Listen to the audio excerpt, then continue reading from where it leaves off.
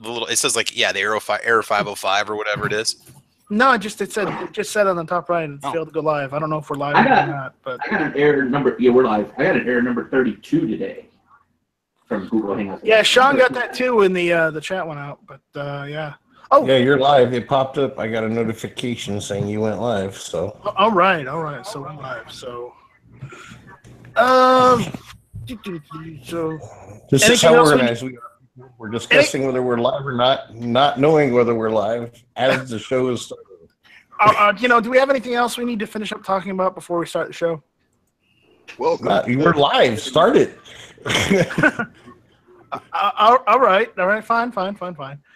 Welcome all to Hit or Miss. I'm Night Strike. I'll introduce my panelists tonight. Tonight we got Heavy B from Mesa, Arizona. That's right. The Free State. I'm actually from Arizona now because I actually live here. So just saying that. Oh, geez. Here we go with this. You fucking birther you.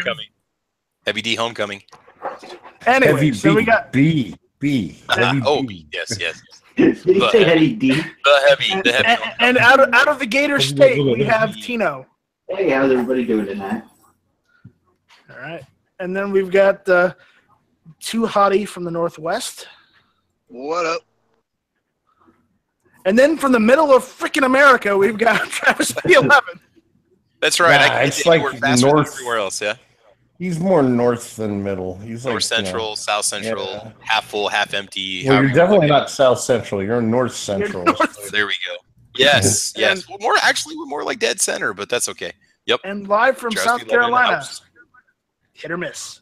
There we go. So what are we going to talk about tonight, guys? You guys have any idea of what we're talking about? I just started this up. I don't have anything planned for tonight because, fuck it. We'll do it live. What else? All right. Those always turn out oh so well. Honestly, I figure we've got a better track record. I've actually tallied it up. And even doing stuff on the fly, we've got about a 60 to 70 to 30% ratio. Where they've been good and where they've been bad. So, I figure that's good enough. 70% bad, 30 good, or 70? No, the opposite. So 30%. So you're saying more miss than 33.3%. More hates than miss. More hates than miss? Hits. Yeah. I'm not sure if I believe that, but no, just that one episode. Wow, you guys are harsh. You guys are harsher than getting a CWP in California. Oh my God! Ouch! For one thing, no, it's not because they don't have a CWP. They have a CCW. Oh, CCW. Okay. No. And then all you gotta have is money and time, and you can get a CCW if you live in the right county. Fingerprints too. Yeah. Helps if you sleep with the sheriff.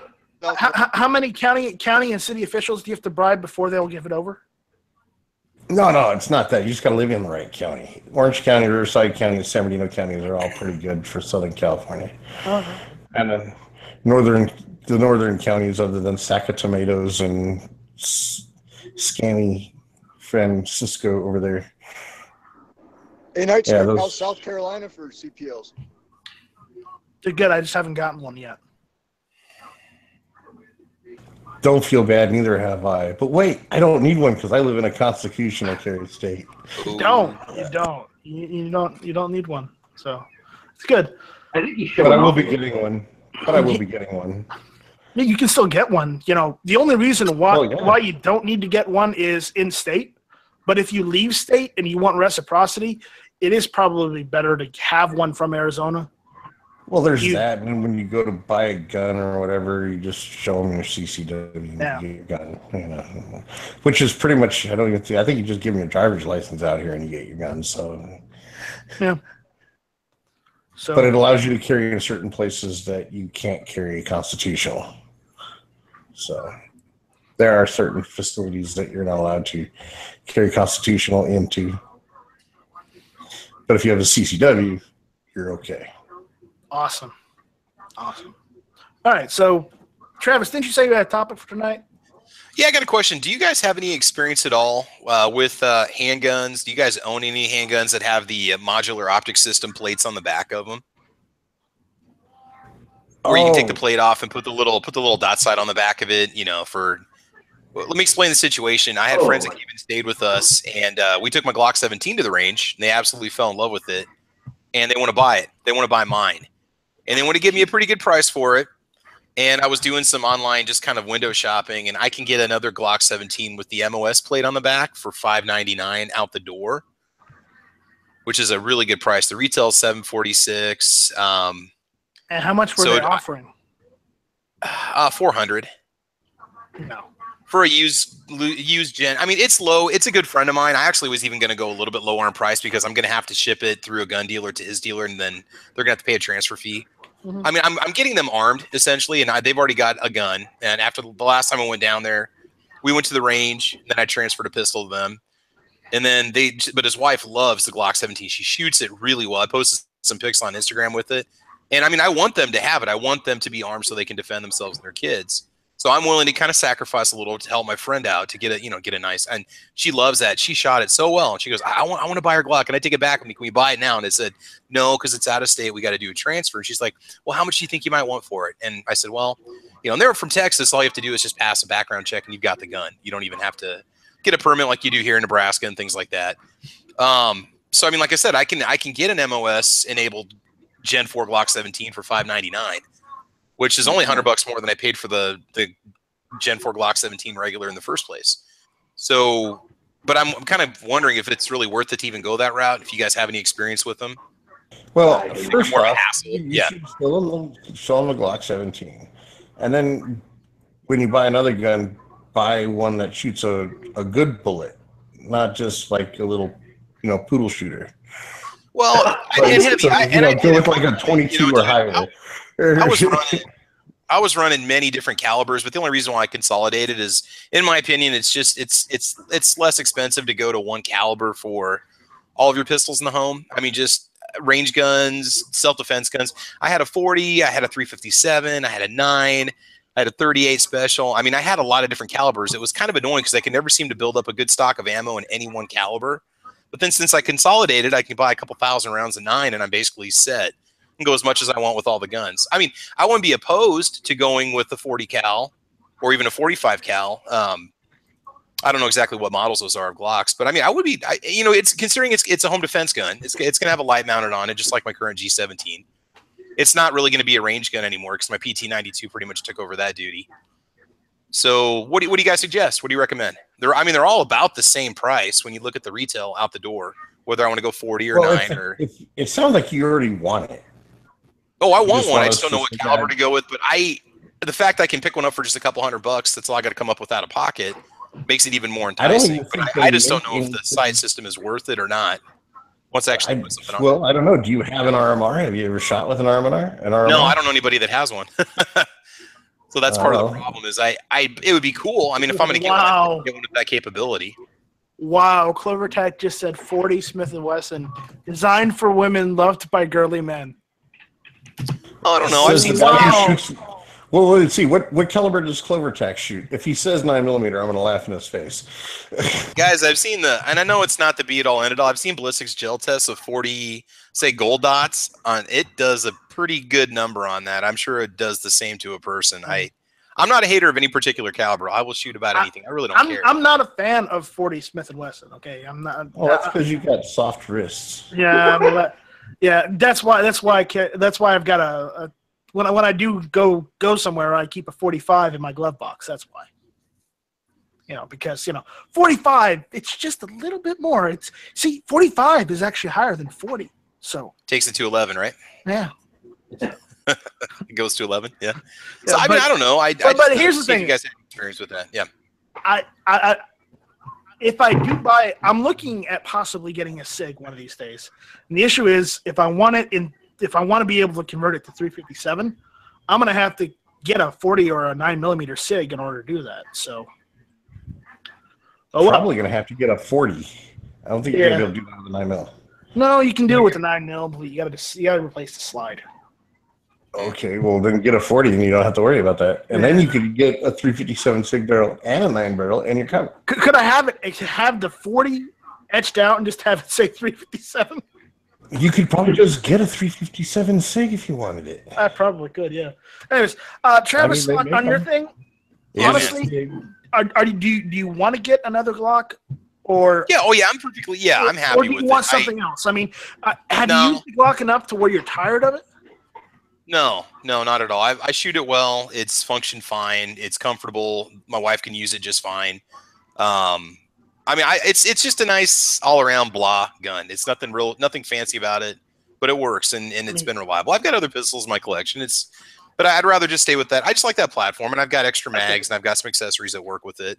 Not to mention, if you throw that RMR, it's not going to be so blah anymore. Oh yeah, I know. It's just like an opportunity to kind of upgrade. Now I got some guys pointing out a G20. I actually owned a G20, probably a Gen 2 back in the mid-90s. That was actually one of my first handguns. And I mean, yeah, again, if I'm not going to be shooting it at the range on a regular basis, it's not going to be a SHTF survive the end of the world pistol. You know, it's because I know 10mm auto is going to be a little hard to source, but that's not a bad idea.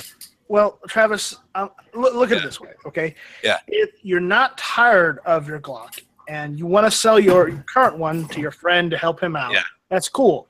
So if you want another Glock, then buy another Glock. If you want something else, buy something else. Yeah, no, again, I was just seeing if anybody had experience with that MOS system on it. I'd read some reviews on it, things like that. I think he wants to get the 17 MOS so he can get the RMR and then eventually a can for it and then, go from there.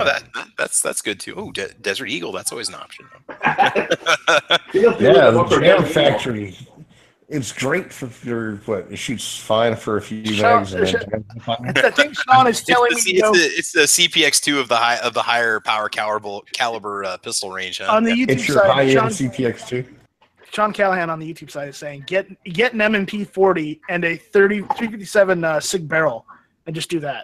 Yeah, that's an option too. I don't know. Do they make a 357 SIG barrel for an M&P 40? I'm sure they do. Probably. Yeah, so. There's an idea for me. Shockwave with the red dot. Nah, I want to just go with a regular bedside pistol. Yeah. No, but I like the Shockwave. What I'm thinking Shockwave idea is when I do the SIG thing, I'm gonna get one of those when they come out. I'm getting one of those 80% receivers for SIG, and I think it's the P320. Yeah. So I'm gonna get one of those, and just finish it and build it myself. Okay, you're still going to have to buy the trigger group, which is the firearm. No, it's itself. No, that's what is the firearm on a 320 is the fire control group. Yeah. So that's serialized. So that's still going to have to be freaking, you're still going to have to 4473 it. Yeah. Have you not seen the 80% receiver? It's not. It doesn't matter about the receiver. No, you aren't understanding. So. Okay, what about the 80% receiver? What makes it so special?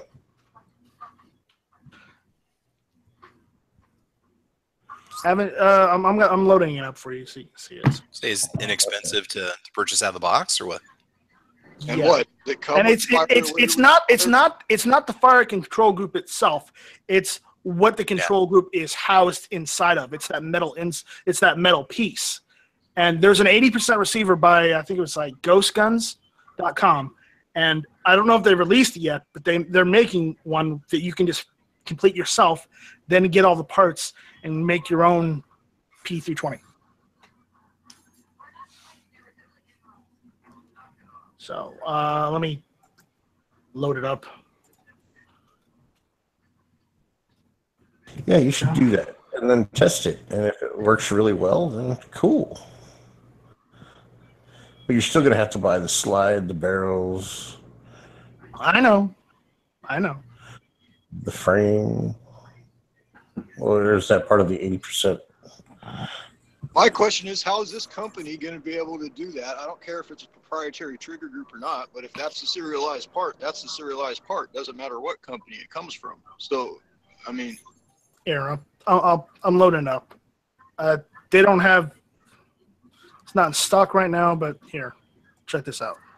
Oh my God! This is the piece. This is the piece that is actually the receiver for a P320. It's this piece right here. That's the serialized piece. This is an 80% frame for it. Oh, so, okay, I get you have to drill out all the stuff for it and then You have to put drill it out, on. and then it becomes that, the one right here in the lower corner. Okay. And then, so by the time you purchase the frame, the slide, the barrel, you might as well just buy a brand new 320. Yeah, it seems like that's what's big. Yeah, I know, but I want to try building an 80% just because, it's. Well, no, it's actually not a bad something idea. cool. You could test it and, see if it's as reliable and all that good stuff. And the thing with this is, well, they haven't released them yet, or it says it's no longer in stock, but they just added it to their website just a little while ago. But the point is that you can literally do this in any caliber that you can have the 320 in. Like there's a 45 caliber, there is a 40, there is a 9mm, and they even got an M357 SIG as well. So you could just do the. Technically, just you could do 1 in 45 and then 1 in 40, and then you could also shoot 357 out of that 40, just because of the factor that all you have to do is replace the barrel and maybe the slide. You can't do that with the 45 model because I've looked into it, and the 45 it just won't do it. Okay. So that's cool. So do it. yes, I'm looking at it. Do it. You can do it. Do it. Sorry. Bad Starsky and Hutch. All right. Anyway, I know I got off topic there, and I apologize, guys, for getting off topic. But it's something I've been looking at doing because I kind of want to SIG, but at the same time, I don't necessarily want to spend over $1,000. You know what I mean? Well, if you buy a 320, you get a 320 for around 500, right? Yeah. A used one, maybe, right? Yeah, No, I think the new 500 bucks for like 550. No, new about 550, but They've gone down then. Yeah. All right.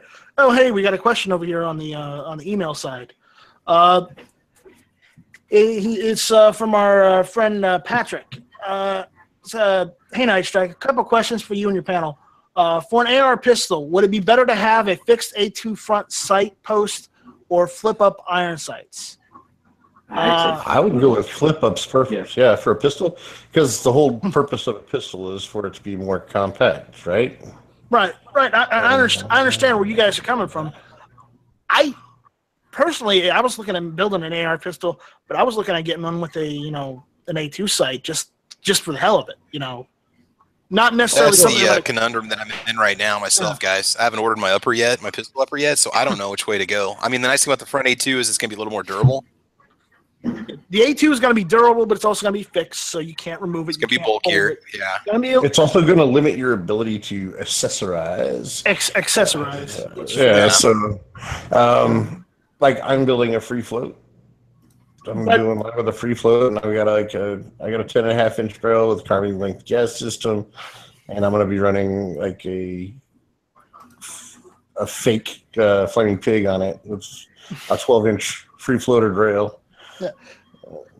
So I mean, and I'm going to put flip ups on it. But at the opposite side, if you get flip up sights, they may not be as durable. They may be still reliable, depending on which ones you get. They may not be as durable as an A2 front sight. So you do lose that pro from the A2 sight. You're still going to end up unless you're putting a carry handle on your pistol. You're going to end up with a fucking flip-up rear sight anyway. Yeah. So, I mean, I'm not opposed to putting a carry handle on it. That way you can carry it around. I was actually thinking about that. If I was kind of tempted myself to There's go nothing to say you can't put a carry handle on. All it is just sight. Also, guys, okay, it's a pistol. You're going to be shooting it like, a pistol. You're not going to be shooting it like a rifle. So having the elevated sights for distance is not going to be a thing. Yeah. You're going to be shooting it at pistol ranges. So as long as you can get your sights to line up at pistol ranges, I mean, you're good to go. I mean, you can probably take it out further. No big deal. Yeah. But I mean, it's designed for because defensive purposes or target shooting purposes. Yeah, because it's a pistol, you're going to have issues with distance and targeting. Like if you had an A2 on that and you're shooting at pistol distances, and it's like 25 yards and in, you're going to be shooting low So I guess the census is go with flip-ups. Go with flip-ups. He's got one other question. He's saying, next question. Should an AR pistol have a free-floated handguard or not? What do you guys think? Well, I like the idea of a free-floated handguard on a pistol. But if you're going to do the A2, now, let's put a stipulation on this. If you're planning on tagging it, getting your tag for it, your tag stamp, whatever you want to call it, and SBRing it eventually, maybe A2 front sight's not a bad idea. Yeah, I can see that. But if you're just building a pistol to build a pistol, flip-up should be fine. I like the idea of a free-floated handguard on it, and it kind of goes hand in hand with the other question, whether you should use a fixed front sight or flip-ups. Because if you have a fixed front sight, most likely you're going to be using a free-floated barrel. Or you're going to be using a drop-in for it. If you're doing flip-ups, you're probably going to have a free-floated barrel. Yeah. So what do you guys think? Just tell him to get a free-floated? Yeah. I don't know. Man, if he wants to build it with a fixed front sight, do it. Let's see what it looks like. It might be really cool. Or then again, it could be the opposite. Tax stamp. So I'm going to say, the panel has said that get flip-ups if you don't want the fixed A2. Now, as far as the handguard, if you get the A2, you could do floated, but probably don't. But if you're getting the flip-ups, get a free-floated then.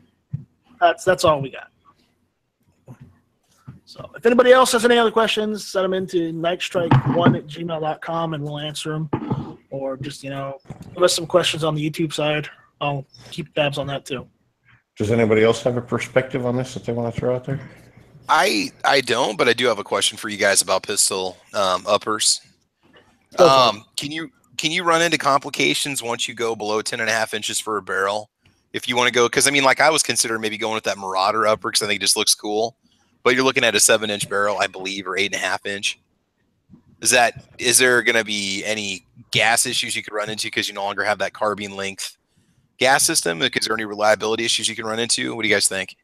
Well, you're definitely going to have more pressure blowing back on your bolt carrier group on the key because it's going to be coming back quicker, and then your buffer.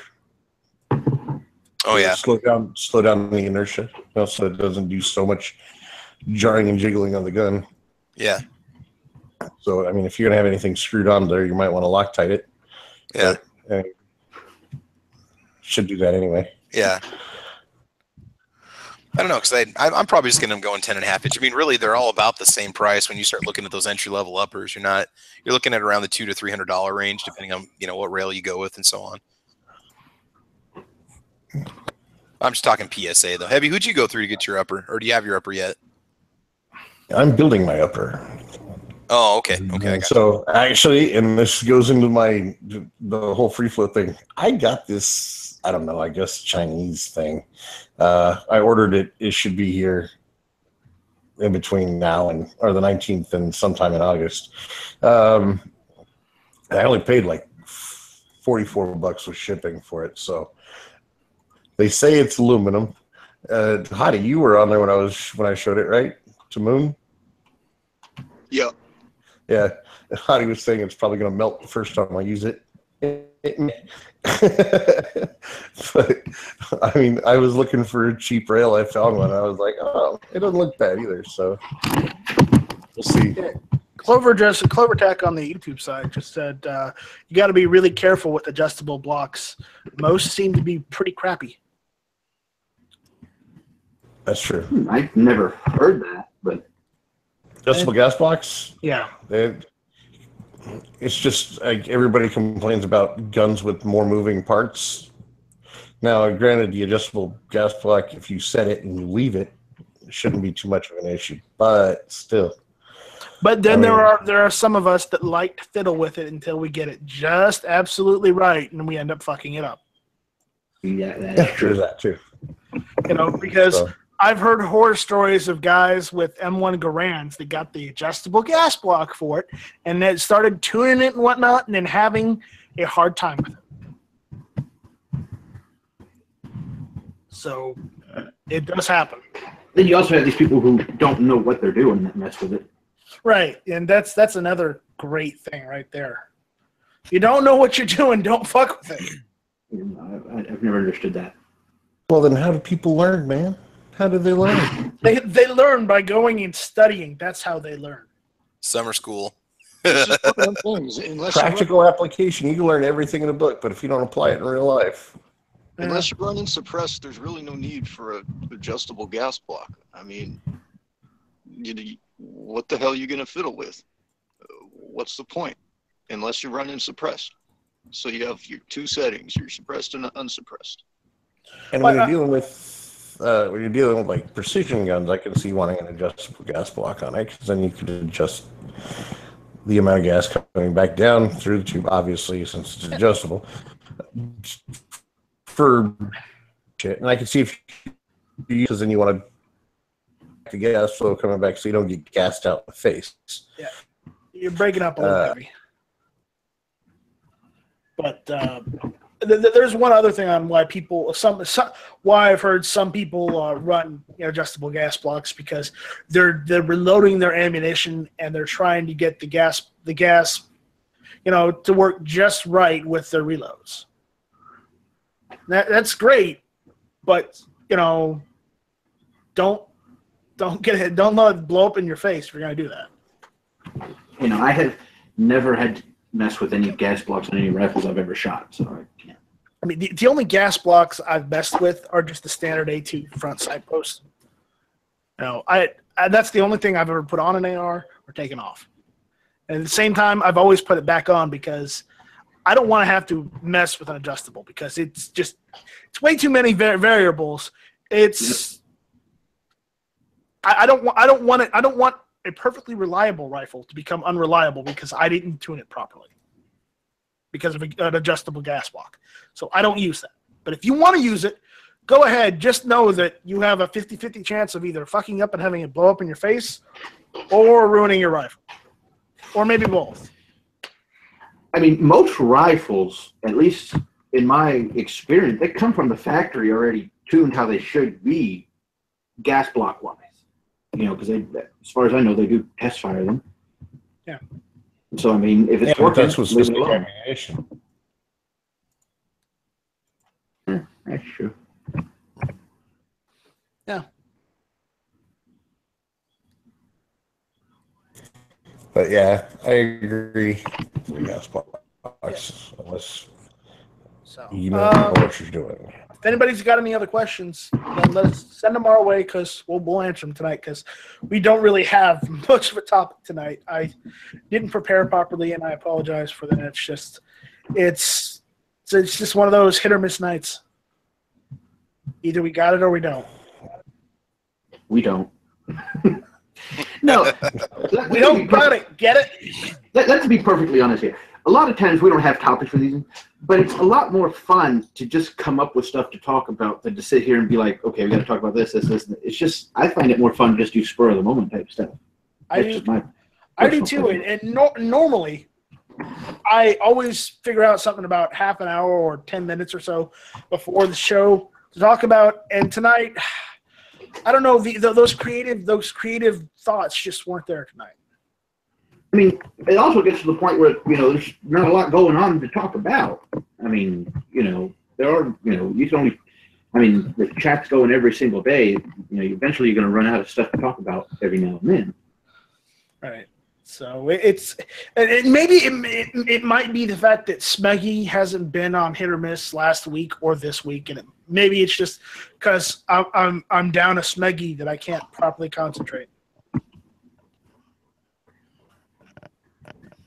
It's a possibility. Did we just become a show, blaming it on other people instead of owning up for our own responsibility? No, I fully own up to my responsibility. That's what I heard. I fully own up to my responsibility of not having a proper topic tonight. I fully own up to that, and I apologize for that. But, All right. So, I don't know. Does anybody have anything they've seen in the news they want to talk about, or Gun related. Gun related, of course. We don't care how your local weather is. I don't know. Looks like NRA's released. Have they released a new commercial? Yeah, they kind of a what's that? I mean, not the Dana one. Have they released a new one since the Dana commercial came out? Yeah, well, they released. You know, that is a good point. You know, the NRA released a video where Dana Lash was, you know, calling out the violent left. And liberals got a whole they got their panties in a bunch and started calling on the NRA to apologize. And the NRA came out with another guy saying, "Yeah, we don't apologize for stating the facts and telling the truth." And then there was just the other day, apparently they did release another video, and I haven't seen that one yet. But apparently they're doubling down and they're not going to apologize or double back on it. Well, the point of contention was that where this started, at least the past couple months, is they never said anything about that Castile case, and people were starting to say the NRA is racist. You know, they didn't care about the black man, you know, who got shot. Now, I don't know if they actually came out. I've never looked into it if they actually did come out and say something. If they haven't, but I think that's what started a lot of that. And then, of course, they just kept going with it. Yeah. So, but they're not in an easy position, as I've heard on other podcasts. You know, the NRA is a heavy supporter of law enforcement and vice versa. So if they come out in favor of one side, they're gonna, no matter what they do, they're gonna upset either side of it. You know. Yeah. My thing is, okay, the NRA is there, but they can't. They're not there to comment on every specific case that happens to come through the courts. I mean, there's going to be just some that, you know, okay, you know, shit happened. We don't need to discuss this, you know, and maybe they felt the Castillo case was a lose-lose situation because either way they come out, someone's going to say something about them. And they were like, you know what, it's already a hot enough topic. Let's stay out of it. And for that, I'm not going to argue with them. I mean, I can't blame them, you know. It was a very sensitive topic, and if they felt that there was nothing they could say that was going to positively affect the situation, you know, whether it's coming out and supporting him, okay, so what's that going to do? That's going to put them at odds with law enforcement, you know, even though it shouldn't, because that was a clear case that, you know, the guy shouldn't have been shot. But there was just no win. Nobody was going to win had the NRA come out and said anything about that situation. At least anything I can see that they could say.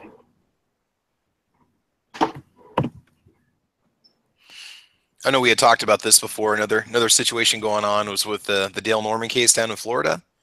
Yeah. That's going to head to the Supreme Court, so it'll be interesting to see how that turns out too. Yeah, that's another one. Yeah. Should be interesting. Wow, linchpin on the YouTube side. How about NRA grow a set? You know, maybe they should. Here's something interesting I'm looking at right now. Here, check this out. I'm gonna throw it into the side chat here. I think this is interesting to talk about. Let's see what it is. Says ATF asks what gun regulations need to be repealed or replaced. Oh, all of them. We can have a field day with this. Yeah, there you go. I'm afraid we don't have enough. I'm afraid we don't have enough time left in the show to talk about this in entirety. But let's do it anyways. What the hell? Okay, so here's the piece. It's saying during a closed-door meeting earlier this year, the ATF is reviewing what gun regulations need to eliminate. Gun regulations to eliminate with leaders from firearms industry leaders, law enforcement, and advocacy groups. The Trace reports. And I know it's the Trace, but I got this off of guns.com. So, anyways, citing an agenda from the meeting held in May and June, which the website had obtained attendance, were asked to consider what impact current regulations have on gun violence prevention, what regulations need to be repealed, replaced, or modified, and what regulations are outdated. The meeting follows President Trump signing an executive action in February directing each federal agency to identify costly regulations that could be scaled back. Jumping the gun, the ATF executive Ronald Turk penned an internal letter dubbing a white paper report suggesting the agency review more than 24 regulations, including restrictions on the sale of silencers and armor-piercing bullets. The ATF has not publicly released details about the meeting, but a handful of organizations that attended have. The pro-gun groups, some of which opted to help companies and retailers comply with ATF regulations, expressed optimism following the meetings, whereas gun violence prevention groups expressed concern the agency may be caving to industry pressure. Okay, so let's look at the regulations we want gotten rid of. Oh, say the NFA, the Hughes Amendment. And while someone says, well, if you get rid of the NFA, the Hughes Amendment, is invalid. Yes, but what if they make up another NFA of which the Hughes Amendment would apply again? So that's why I say get rid of both. I personally don't see either one going away, but I don't see either one going away either. But that's regulations I'd like to see get rid of. How about the bullshit? The bullshit about a rifle length taken out of the NFA. I'd like to see that happen because it doesn't matter in Canada, and I know we're the United States, not Canada, but the thing is, we're supposed to be better than Canada. Why do they fucking care how long a rifle is or isn't? It doesn't matter if the person owning the rifle is an upstanding citizen of the United States, is not a deviant, does not go and commit crimes, and is a model citizen. What does it matter how big, how long, or how short his rifle is? It sounds like that law was meant for Democrats that are overcompensating.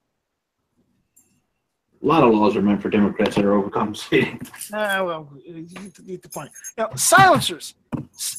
I don't know if anybody's actually ever seen or heard a silencer in real life, but it's not as quiet as it is on TV. It's actually much louder. I'm just going to go out here and say I cannot, in all my research, ever find a case that someone has used a silencer to kill somebody.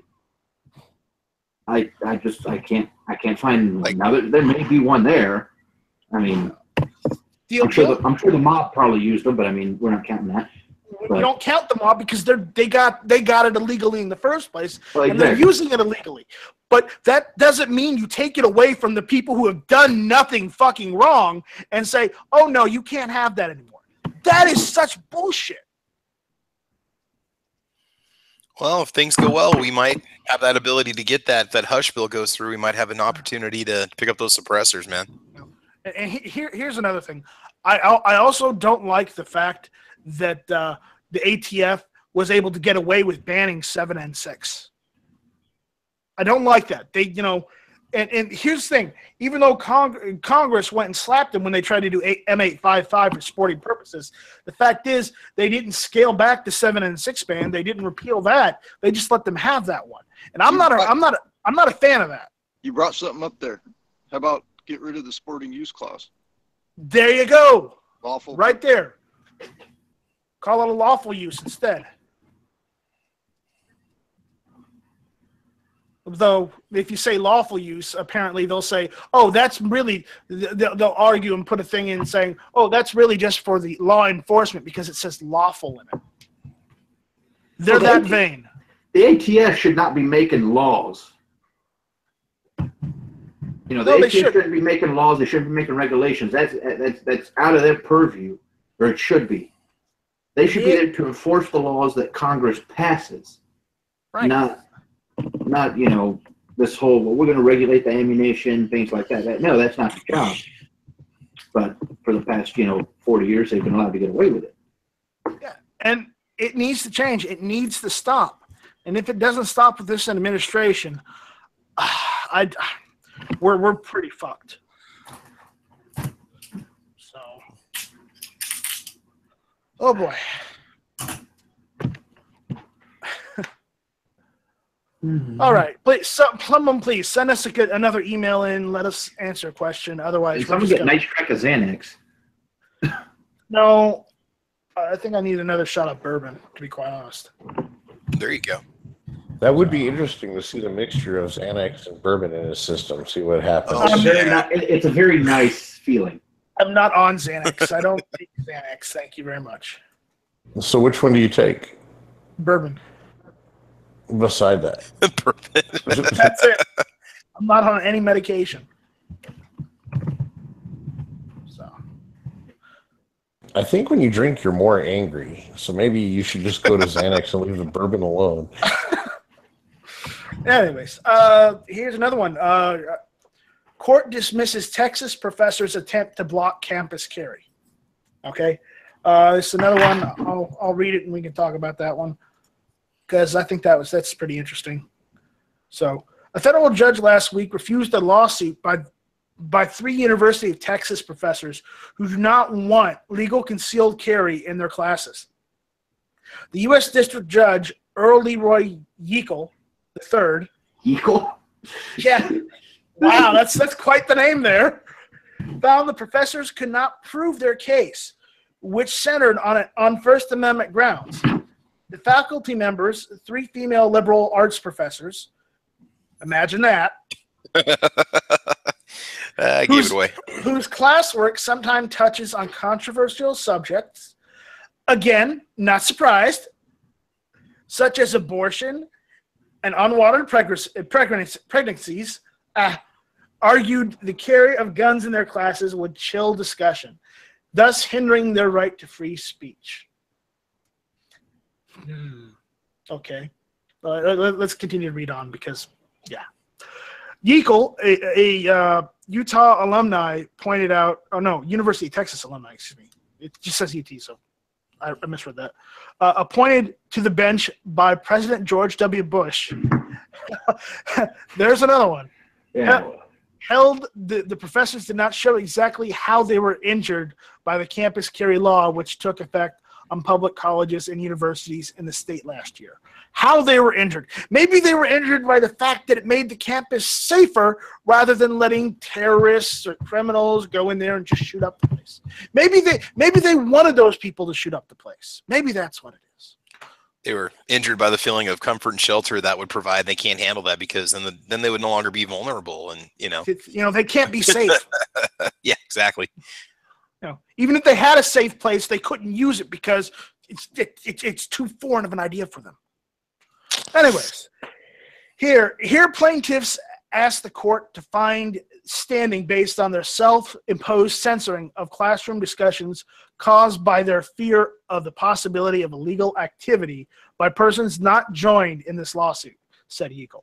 Plaintiffs present no concrete evidence to substantiate their fears, but instead rest on mere conjecture about possible ...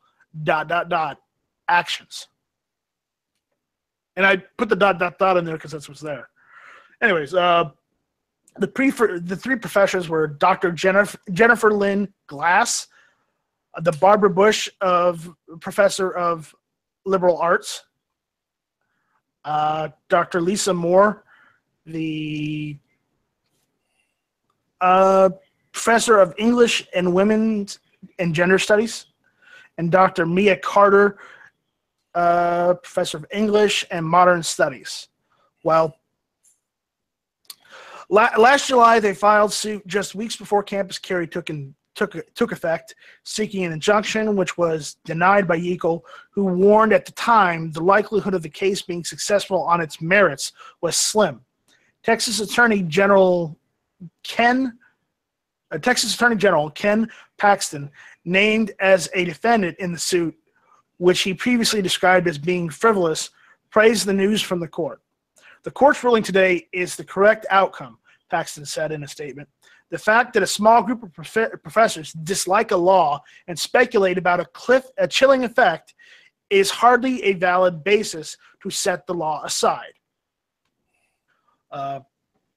Gun-Free University of Texas, the group of faculty, administrators, alumni, parents, and students which spearheaded oppositions to campus carry at the sprawling university, has largely gone radio silent in recent months, neither posting to social media accounts since March, nor issuing any official press releases since last year.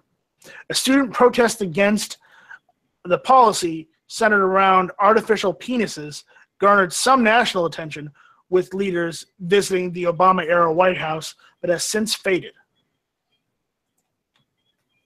As noted last week by the Texas Tribune, since campus carry went into effect last August, there have been no major incidents, and protests on campus have all but disappeared. Well, there you go. There you have it. Though I got to be honest, when you come up with, protesting guns being carried on campus with, artificial penises, otherwise known as dildos, you have to question that person's frame of mind. Their mental health, because where do you get that from? Where in the hell do you get that from?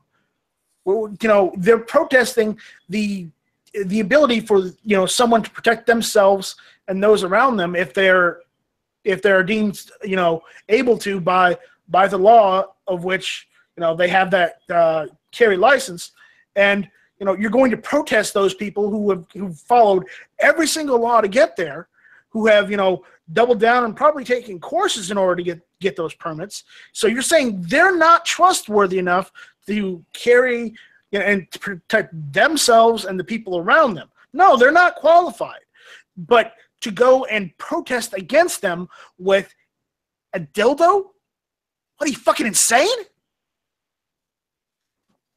I mean, there may be children on that campus. And why would children be in a college campus? Well, for a lot of reasons. Some people take their children with them everywhere they go. Some of those students themselves may have to have their children with them at some point. But if a child can see those dildos, that should be illegal, instead of telling people they can't protect themselves. That's just wrong. All right, I'm sorry. You guys jump in there, say something, derail me, please. I'm going off.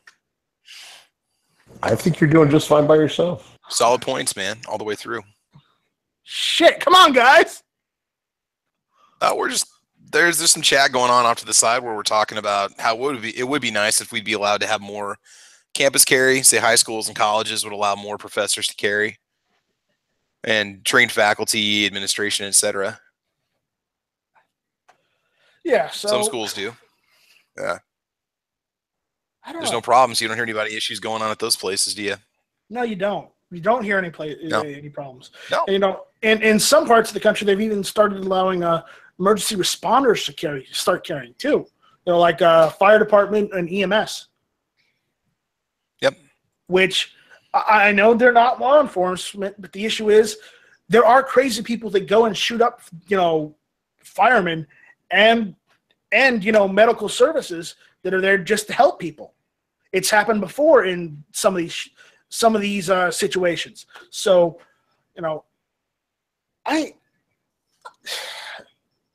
just wish that these idiots wouldn't try and bring sex objects into the mix when we're talking about protesting firearms. If you don't like firearms, if you're protesting firearms, that's fine. But don't bring sexual objects in to prove a point, because you're not proving a point other than you're insane. What the hell did I come back to? You weren't listening in the first place. No, I had to go take care of something. I came back to don't bring sex toys. I don't know. I think I'm in the wrong chat. Sexual. We were commenting on University of Texas lawsuit. Oh, okay. Is that when the kids all brought dildos and stuff? No, it's not the kids. It was where the college students brought dildos. It was the Cocks Not Glocks movement. Oh, yeah. I remember that. I was quoting their sanity. Wait a minute. Guns scare you, but sexually transmitted diseases don't. Okay. Ooh. You can whore around all you want, but when you see somebody with a gun, man, that's dangerous. I don't support that. Anyways, never enough ammo's out there on the YouTube side. Oh, that's never a good thing.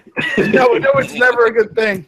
Hey, never enough ammo. Yeah, you've been talking about dildos for 10 minutes. Of course, Him and Yankee will be here any minute now.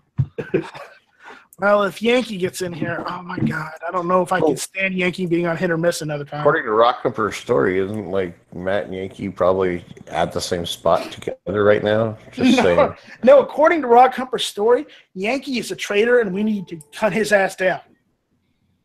Oh, jeez, I just got an email from Optics Planet.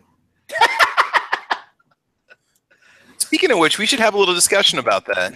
Oh, by the way, Matt, The if whole you're out shipping there thing, listening, how we're kind of getting tired. Hold on a second, Travis. Yeah, man, go ahead, bro. Matt, if you're out there, you never did send me the whole Rock Upper saga. So if you email that to me, I'd appreciate it. Thanks, brother. And Matt, if you're out there listening, I did send you a link, so you've got it in your email. You can jump in anytime. So, anyways, Travis, what were you saying? Oh, well, this was discussion with Tino. You and I were talking about this earlier. Yeah. You placed an order with certain distributors, and we were focusing on Optics Planet because, don't get me wrong, they carry an incredible selection of gear, and they're very pro firearm. We know that. But some of us have been purchasing from them and other websites lately, and it'll say in stock, and you make the purchase, and then you get that email a couple of days later, oh, well, it'll ship in 7 to 10 days because of back orders, or it won't say that it's not in stock on the website until after you make the payment. Oh, well, by the way, we just want to let you know it'll ship as soon as, or ships in 7 to 10 days. You have to claim it's in stock when you buy it online. And that kind of thing is getting really old really quick. Have you ever bought anything from PSA? I have not. And in fact, I'm waiting 10 days for the pistol loader to ship. Yeah. And they put that up front. They put that up front though before you make the purchase. They put that up front. And maybe that's the problem. Maybe some of these corporations. That's how Optics Planet operates. They sell shit that they don't even have in stock, but they don't tell you that, so that they get your order, and then they place an order for it. It gets to their warehouse, and then they fucking ship it to you. And I don't like that. I don't like them trying to sell you something they don't even have. Which there can come a point in time which they cannot get a hold of it, and they're held responsible for selling you something they don't even have in stock or even have the ability to procure. So that's why I prefer companies that tell you up front whether they have something in stock or whether it's going to take so long because it's back ordered. It would be better if they tell you up front instead of give you the illusion that they actually have it. Well, and here's my thing. Here's my problem. I don't mind a company saying, hey, look, we don't have this product. We can get it in, and it'll be shipped in 2 weeks or, a month or 7 to 10 days, whatever. I don't mind that. But what pissed me off with Optics Planet is that I made the purchase order, subscribed to their, logged into my account and everything. Fine. The availability in stock. I placed the order. It says we'll ship in 3 to 5 days.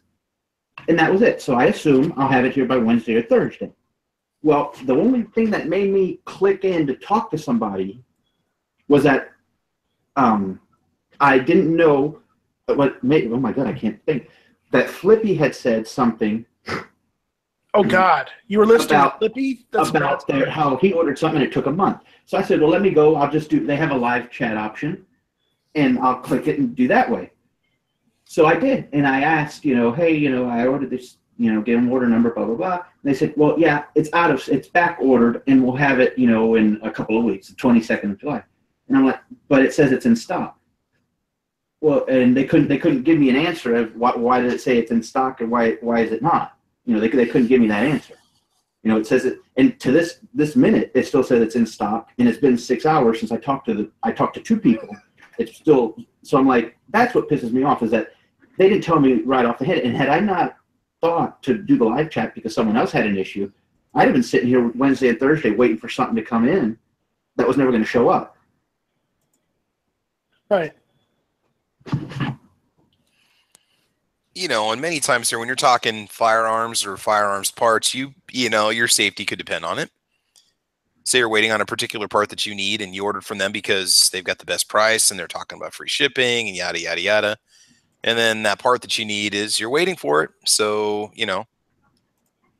like me, it was the Bolt Carrier Group. I'll be waiting a couple weeks for that to show up. So, yeah, it doesn't do me any good having an empty receiver.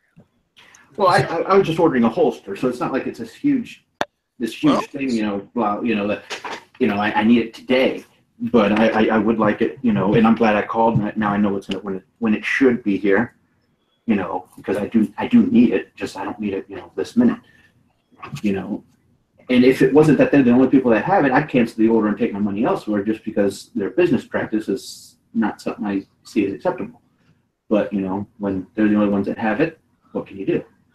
And I'm going to jump in here and interrupt and say, Mel the Nut, I learned my lesson. I'm not shopping there anymore, and I won't shop at Optics Planet either, okay? So get off my case.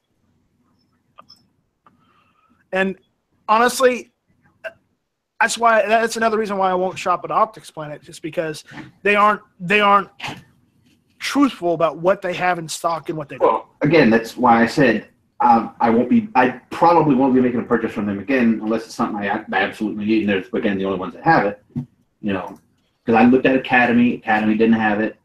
I looked at Cabela's, they didn't have it. A bunch of the big box stores, nobody has it.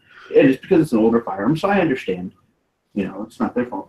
But, I need it, so, what can I do? Nobody else has it. Did you happen to try? Did you try eBay? I did, and they don't have it. Okay. It's out of stock. Okay. I was gonna say, because usually there's so many holsters for sale on there. It's one of the few things you can find. When I checked like 2 months ago, Amazon had it, but now they don't have it. They only have the left-handed version. Well, that doesn't do me any good because I'm right-handed. Yeah, that's a good point. I will say, Optics Planet really did treat me good because I told the lady, I needed this for work, and then she said, "Well, can we get you anything else that we have in stock?" And that's when I said, "Well, how do I know you actually have it in stock? Because this is supposed to be in stock and it's not." And she said, "Well, I could always check for you." This and the other. I said, "No, I'll wait for my order." But they did treat me good, and they were very quick to give me an answer. They didn't give me the run around or anything. They just flat out said, "It's back ordered. It'll be here." And both the people I talked to told me that. So I mean, they did treat me good. I'm not gonna lie. Well, Tino, you know what? I'm going to tell you what Sean would tell you in this case. It looks like you're going to have to pull out the cop and use the cop for a little while until you get that order in. Yeah, no, I don't think the cop is going to be my new weapon. Sure. Oh, come on. Nobody's going to want to mess with you with those 4 shots of 357, I tell you. No, I don't. As I said before, I don't like the cop at all. I don't like it at all. I don't see it as a useful thing. I see it as a novelty that the only reason I'm not selling it is because it's my grandfather gave it to me, and it's just I can't bring myself to sell it. But my brother likes it, so I told him, you know what? When you turn 21, it's yours. You keep it at your house. You do whatever you want with it. Don't sell it. If you want to sell it, tell me. I'll give you the money for it. But again, it's just a novelty. Yeah, I know. I'm just giving you shit for it like Sean does because, it's what we do. But honestly, I don't know. It might be a good backup gun in case you need a backup. Yeah, but how do I carry it? The thing,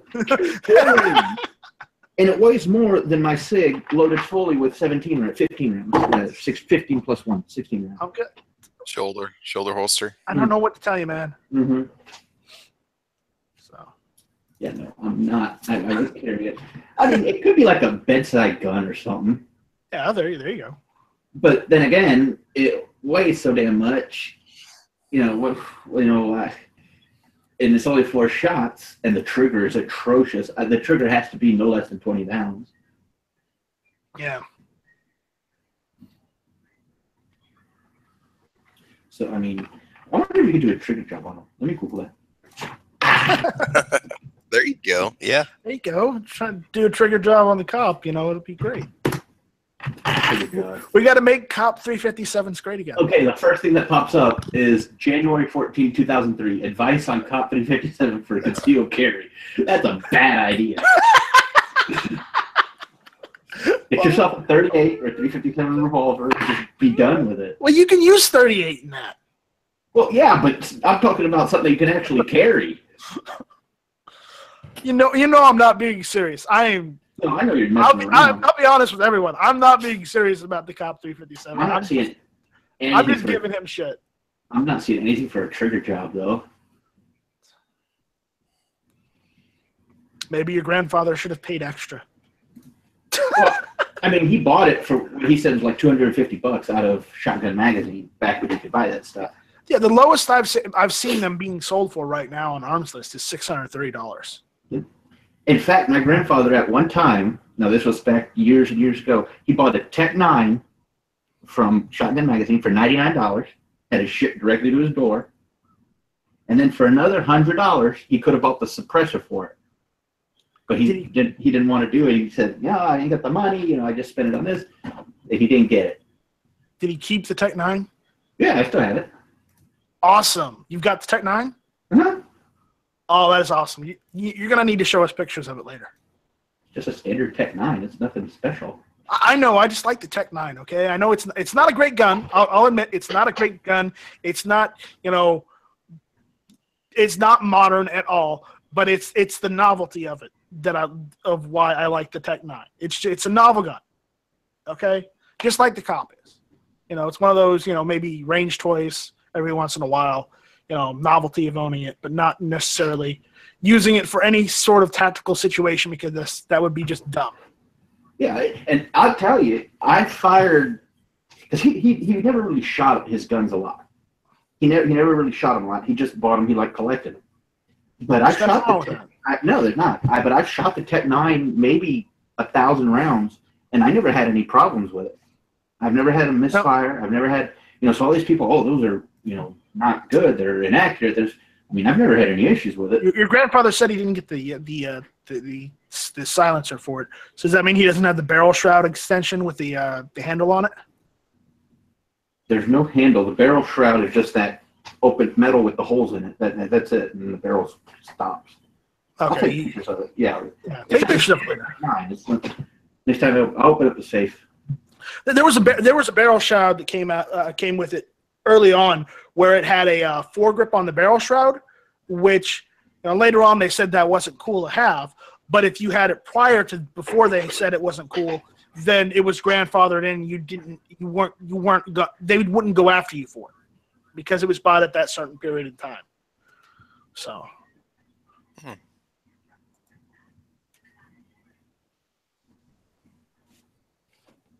Anyways, but I'm sorry to derail you there. I just had to ask. I'm trying to think. Oh, you know what else he got? And this he found. He was born in 1936. Okay. And, during the 40s, he had the Second World War. Well, in about 1949, he tells me, this is from his memory, he was walking through a parking lot. It was a bar parking lot. He was only, 1949, 1950, so he was only about 13, 14 years old. He found a Walther PPK on the floor. So he picked it up, took it home. It was in the parking lot. Well, he still has it.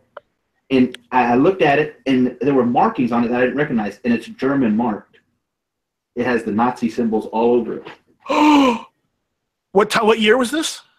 The way he tells it, it's 1949, 1950. Somebody might have just dropped the bring back. I don't know.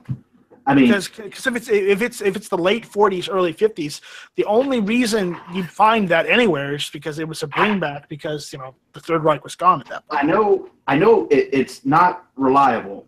I've shot it a couple times and it jams up, and the grips are cracked on it. But you can get replacement grips. Yeah, I'm not really worried about it. And I'm probably gonna fix this. I gotta check first, and I'll probably replace springs and make it reliable. I would consider taking it to a gunsmith and having it. Oh, yeah, definitely. I'm not going to do that myself. But I've looked at it. I'll take pictures next time because this safe that everything's in, I don't go too often. Right. It's just I keep guns that I use regularly here and guns I don't use regularly there. But I will take pictures of it next time. But, all right. Yeah, I didn't realize what it was until I looked at it and I'm like, that doesn't look right. And then I looked at it, it's an eagle. So I thought, okay, well, maybe it's an American, symbol in it. But then I'm looking at it, that does not look American to me. Yeah, then you're going to get a magnifying glass. It's like, holy shit, it's swastika. Because it's on the barrel. It's on. Yeah. My grandmother has a coin collection of which she has a couple coins that her father got, right when it happened, and it's one of the older Reichmark coins that did not have the swastika on it, even though the Nazis had taken over Europe at the time. But it was the same year the Hindenburg fell. That was 1931. No, it wasn't 31. It was 36. 36. 36. Let me do it. I'm gonna Google. You might be right. I don't know. Nuremberg. May 6, 1937. Okay, so we were both off. Yeah. So her coin says 36. Hey, we can't all know everything now. But either way, it's one of the few Reichmark coins that does not have the swastika on it. My grandmother she was born in the mid 40s. She has a coin collection that she's had since she was a kid, so I don't know what's in there. But the thing is, Germany, when the Nazis took over, they literally plastered everything over, plastered everything with the swastika itself. So, the fact that she got the one coin they didn't put the swastika on was actually pretty interesting. Maybe it was common not to put it on everything. I don't know. But I don't know. I just found it. I'll tell you right now, if she, if it had a swastika on it, she probably wouldn't have kept it. But my grandfather has guns. He's got another gun. It's a Ruger Security 6 or Speed 6. I forget now off the top of my head. But we took the grips off it, and it's got someone's name inscribed with their social security number on the grips. Oh, man. Because back in the 60s and 70s and 80s, that's what they told you to do. They told you to do that. That way, if you lose it or something, it's easy to find. But the guy pawned it, and he never picked it up, so my grandfather bought it. And he didn't know about it until he took the grips off of it and changed them out. Yeah. I'm trying to think.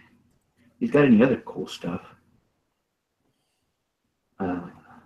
So if you guys have any questions for us, whether it's AR or rifle-based questions or pistol-based questions, just send us an email to nightstrike1@gmail.com. That's NIGHTSTRYKE, the number 1 @gmail.com, and we will answer them.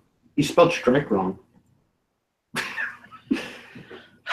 He does have it was actually his father's, but it looks to me, for all intents and purposes, it looked like a Webley, but it doesn't say on it.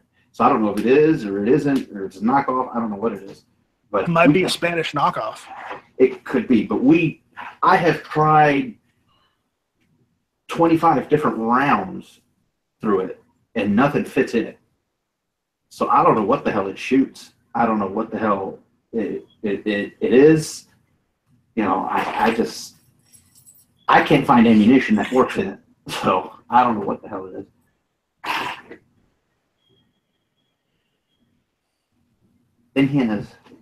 Then he has another gun that was his wife's father's and my grandmother's father's.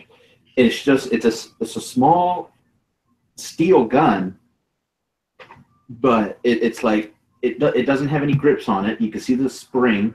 The cylinder rotates freely, and it's a single action something. But again, we can't find any rounds that fit in it, and I don't know what the hell it is.